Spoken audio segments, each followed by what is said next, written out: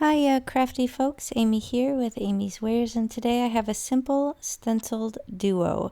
Now, this is the new watercolor ornaments. This is a 6x9 stencil. It is gorgeous. Here's a photo of the finished cards I'm going to make.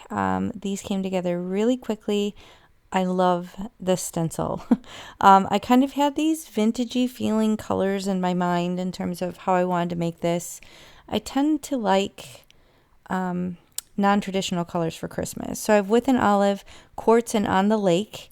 I'm going to start with those, but I think I do end up bringing in maybe another color later on the second card. So I just wanted kind of a pastel but vintagey feel with this cool stencil design. So this would be gorgeous, and I'm going to have to try it with pixie spray and some Nouveau shimmer powders. So if you've seen me do those before through stencils, I just feel like that would be gorgeous through this. Or even true watercolor, same thing, pixie spray, watercolor paper, and then like your watercolor paints.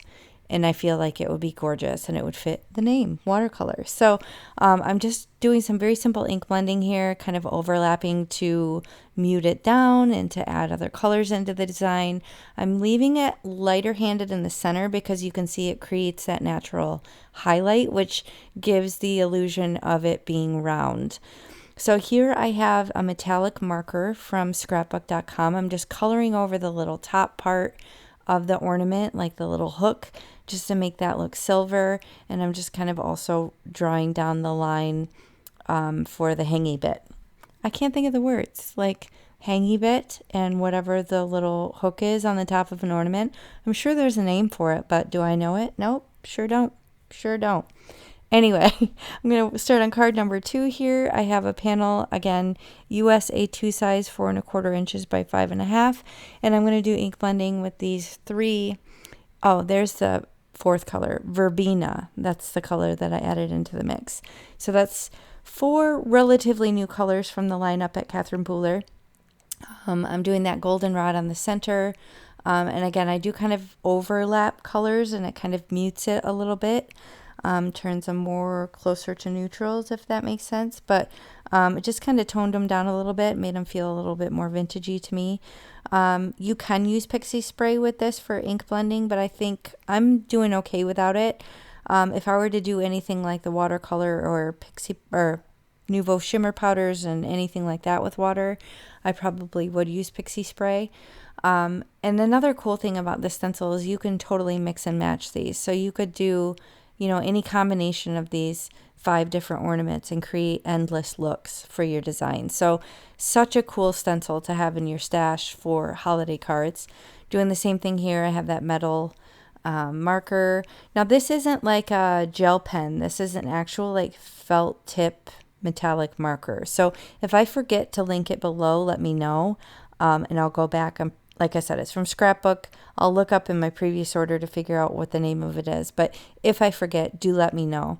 Now in this one, I'm just adding some little lines and dots and details and things like that, just to add a little bit more shimmer. It's not super evident until you turn it in the light, but I feel like it adds a little something to it. Now here I'm just lining the edges of my card base, again 4¼ inches by 5½. This is a 120-pound accent opaque. That first one I did with quartz. The second one I did with the purple color, which I've already forgotten the name of. Oh, verbena. And then I was just showing you I used a stitched edge rectangle die to cut down the panels to make them slightly smaller and give them that little design detail. Now these are Christmas sentiments from Tailored Expressions. The storage boxes are also from Tailored Expressions.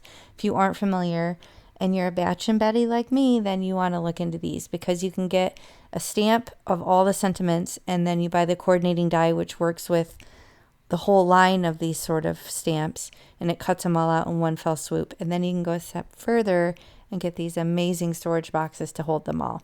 Now this one, I opted to do a white heat embossed on white cardstock because I could custom color it with that verbena and then just wipe off the excess with a paper towel, and I have a perfect custom colored sentiment strip. So if you batch and you want to have stuff ready but you don't know what colors, do white heat embossing or clear heat embossing on white cardstock, and then you can custom color it later, and that embossing will resist the ink. So little tip there for you.